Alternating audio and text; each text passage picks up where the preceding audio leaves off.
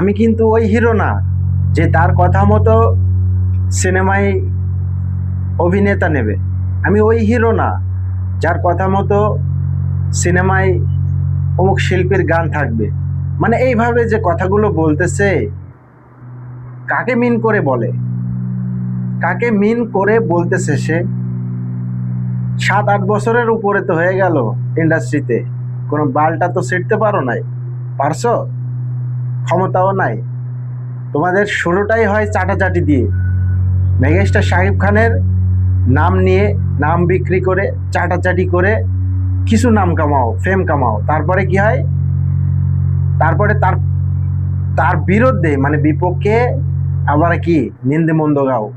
তোমরা হচ্ছে এই হচ্ছে ভদ্র শয়তান, ঠিক আছে? তোমার নাম তো এখন সবাই বিকাশ নায়ক বলে, বিকাশ, বিকাশ হিরো। এতদিন তোমাকে বলতো চকলেট বয়। কোন বালটা ফেলাইছো 7-8 বছরে? ঠিকভাবে পারো না কথা বলতে, ঠিকভাবে পারো না ভয়েস ডেলিভারি দিতে। তুমি কিভাবে নায়ক হও আমি সেটা বুঝে আসে না। নিজেকে সুপারস্টার, মেগাস্টার ট্যাগ লাগাচ্ছ, দাবি করো। এত মানে গেরাপেটি বেড়ে গেছে তোমার। শুরু থেকে চাটাচাটি, তারপরে তার নাম আর মুখে আসে না, তাই না? সম্মান দেওয়ার মালিককে আল্লাহ। আল্লাহ যাকে সম্মান দেবে তাকে কখনো টেনে নিচে নামানো যায়? হ্যাঁ, বিকাশ হিরো কয় বলে কি? বিকাশ হিরোকে আমি একটা কথা বলি, শোনো। তুমি মেগাস্টার শাকিব খানের যে জন্মদিন গেছে, জন্মদিন উপলক্ষে তাকে একবার উইশ পর্যন্ত করেছো না? আর এর আগে কিন্তু ঠিক সময় মতো করে দিতে। কারণ জানো তোমার এখনো লেভেল তৈরি হয়নি, ওই পর্যায়ে যা পারিসও না। এজন্য তাকে নিয়ে কথা বলতে হবে, চাটাচাটি করতে হবে, কিছু ফেম কামাতে হবে, কিছু দর্শকের মনে জায়গা করতে হবে, যার কারণে মেগাস্টার শাকিব খানকে নিয়ে ভালো ভালো কথা আগে বলতে। কিন্তু এখন যে মেগাস্টার শাকিব খানের জন্মদিন গেল, জন্মদিন উপলক্ষেও একবার উইশ করতে দেখলাম না। এই হচ্ছে তোমার বিকাশ কাহিনী। তলে তলে পলিটিক্স করো, শয়তানি করে পলিটিক্স করে কখনো কি নিজের জায়গা তৈরি করা যায়? সম্ভব? জনগণ যদি বুঝতে পারে তখন কি করে জানো? লাত্তি দিয়ে, পাশায় লাত্তি দিয়ে বের করে দেয়। তোমাদের অবস্থাও তাই। 2-3টা সিনেমা করে, 2-3টা সিনেমা করে তোমরা বলো আমি সুপার স্টার। ঠিকভাবে তো ভয়েসও দিতে পারো না। তোর থেকে তো আমি মনে করি হিরো আলম ভালো। হিরো আলমও তো 2-3টা সিনেমা করেছে, আর তার নিজের নামের সাথে হিরো লাগিয়ে দিয়েছে। তাকে আমরা হিরো আলম বলি। তার নিজস্ব কিছু ডায়লগও আছে। তোর তো ডায়লগও দিতে পারিস না রে ভাই। এই জিল্লু খায়া দে, এ কি?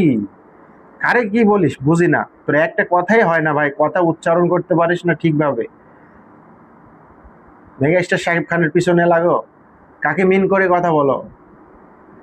ইন্ডাস্ট্রিতে টিকে থাকতে চাইলে বা বড় কিছু হইতে চাইলে যে তার কথা বলে সুনাম, তার চাটাচাটি করা লাগে, তাকে নিয়ে চাটাচাটি করা লাগে মেগাস্টার শাকিব খানকে নিয়ে, সেটা তুমি ভালো করেই জানো। তোমার তোমার আছে ব্র্যান্ড, আছে সেই ব্র্যান্ড নিয়ে তুমি খেলা করতেছো ইন্ডাস্ট্রিতে। যেই দেখেছো একটা সিনেমা এরকম ভাবে যাচ্ছে, ভাই জঙ্গলি সিনেমা দেখে আহ, কয়েকজন হয়তো করেছে, কিন্তু তারপরে তুমি মনে করেছো তুমি বড় আকারে মানে হিরো হয়ে গেছো, তাই না? কিচ্ছু হওনি এখনো। তুমি এখনো কিচ্ছু হওনি। তোমার এই সিনেমা, তোমার এই রাক্ষস সিনেমা, এই সিনেমা টাকা লগ্নি ফিরিয়ে আনার জন্য পরিচালক প্রযোজকরা কান্নাকাটি শুরু করে দিয়েছে। হল মালিকদেরকে আহ, পায়ে পড়ার মতো, পায়ে ধরার মতো অবস্থা শুরু করে দিয়েছে তারা। বলতেছে যে আমাদের সিনেমা আপনারা চালান, সিনেমা হলে চালান। এর আগে কিন্তু বলেছিল যে সিনেমা হলে আমরা দেইনি, কারণ তখন একটা ডিমান্ড রাখতে চাইছিল যে আমাদের সিনেমাটা এইভাবে আমরা টাকায় তুলে নেব। হ্যাঁ, এভাবে মানে নিচ্ছে না, ছবি নিচ্ছে না। সবাই জানে বাংলাদেশে মেগাস্টার শাকিব খানের সিনেমা যখন রিলিজ পায়, তখন সমস্ত হল মালিকরা সেই সিনেমা নেওয়ার জন্য অপেক্ষায় পড়ে থাকে, অপেক্ষায় বসে থাকে। এটা বাস্তব, ঠিক আছে? ওই সমস্ত চলচ্চিত্র যেগুলো হল মালিকরা আছে তারা সবাই বসে থাকে, কারণ তারা জানে যে শাকিব খানের ফ্যান ফলোয়ার অনেক, শাকিব খানের স্টারডম অনেক, আর শাকিব খানের, শুধু শাকিব খানের এক নজর দেখার জন্য মানুষ সিনেমা হলে আসে, এখনো আসে। এই ইন্ডাস্ট্রি টিকে আছে এক হিসেবে এই শাকিব খানের জন্য। শাকিব খান যদি সিনেমা করা ছেড়ে দেয় তার কি সমস্যা হবে? সে তো সিনেমা ছেড়ে দিয়ে চলে যেতে পারে, কোনো সমস্যা হবে তার? কোনো সমস্যা নাই। এই চলচ্চিত্র আর এইভাবে হাউমাউ চলবে না, খাও খাও চলবে না, সিনেমাও চলবে না, সব হল বন্ধ হয়ে যাবে, তোমাদের হ্যাডামগিরিও বন্ধ হয়ে যাবে। ঠিক আছে, সময় থাকতে ভালো হয়ে যাও। চকলেট বয় থেকে বিকাশ হিরো হয়েছো, সবাই জানে, সবাই বুঝতে পারতেছে, কিন্তু গুণীদের সম্মান দিতে শিখো। ঠিক আছে, মেগাস্টার শাকিব খান কিন্তু কখনো কাউকে নিয়ে সমালোচনা করে না, আলোচনা সমালোচনা কিচ্ছুই করে না, কোনোটাই করে না, কানও দেয় না, কিন্তু সব তিনি জানেন, সব জেনে শুনে বুঝে তিনি সেইভাবেই থাকেন, কারণ তিনি একজন অনেক ভালো মনের মানুষ, সবাইকে বুকে টেনে নিতে পারে, তিনি বুকে টেনে নেয়। এই হচ্ছে মেগাস্টার। ঠিক আছে, মেগাস্টার এমনি এমনি হয় না, 2 যুগ পার করেছে, মেগাস্টার এমনি এমনি হয় না। ঠিক আছে, এখনো সময় আছে, কাউকে এইভাবে মিন করে খোসা মেরে কথা বলে কেউ কোনোদিন টিকতে পারেনি ইন্ডাস্ট্রিতে। তোমার মতো এই এরকম সিএমএম অনেক আইছে, অনেক আইছে, আমরা দেখতেছি না, সিনেমা হলে অনেক হিরো আইছে তোমার থেকে, পাকনা পোলাবান আইছে, অভাব ছিল না। ঠিক আছে, দিন শেষে কি কোথায় গেছে তারা? হারিয়ে গেছে। কিন্তু এই শাকিব খান একমাত্র টিকে আছে। ঠিক আছে, আজকে তিনি অবসর নেবে, তিনি চলে যাবে, দেশের বাইরে যাবে, তার কিচ্ছু যায় আসবে না, কিন্তু চলচ্চিত্র একবারে বন্ধ হয়ে যাবে। এইরকম হাওমা চলবে না, খাও খাও চলবে না। কোথায় তোমরা একটা সিনেমা তৈরি করবা, কোথায় সেই সিনেমাটা পোস্ট করবা, খুঁজে পাবা না, সেই জায়গাটা থাকবে না তোমাদের। ঠিক আছে, কথা তুমি মিন করে বলেছো, কথাগুলো কাকে মিন করেছো সেটা সবাই জানে। ঠিক আছে, কারণ তোমার সে যোগ্যতা এখনো তৈরি করতে পারিছো না। তুমি পারছো? তুমি তোমার যোগ্যতা থাকলে তুমি তখন বলতে যে না আমি এই এই অমুক শিল্পী নেবো, তোমার তোমার বলার সে যোগ্যতা তুমি তৈরি করেছো? বলো যে আমি তৈরি করেছি, এই জায়গায় আমি এসেছি, আমার কথা শুনবে প্রডিউসার।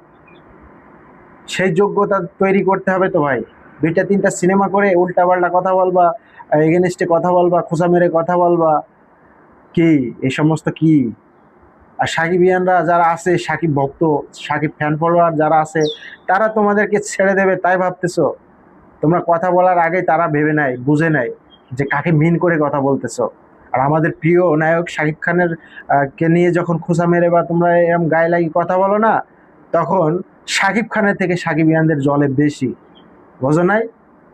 সেই জলার কারণে তারা তোমাদের পেছনে লাল মরিচ বেটে ভরে দিতে চায়, যাতে তোমাদেরও সেই জ্বালাটুকু কে ফেরত দিতে পারে।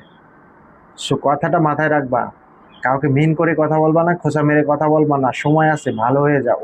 ঠিক আছে, তোমার নিয়ে এই সিনেমার টাকা লগ্নি ফিরে ফিরে আসে কিনা সেটাই আমি ভাবতেছি। ঠিক আছে, ভালো থাকো।